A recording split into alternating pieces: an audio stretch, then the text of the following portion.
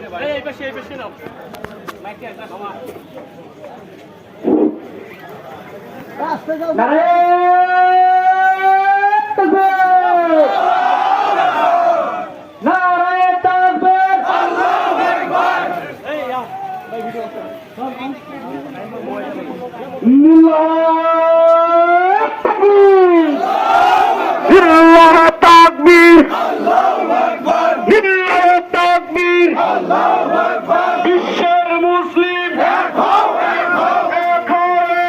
বিশ্বের মুসলিম বিশ্বের মুসলিম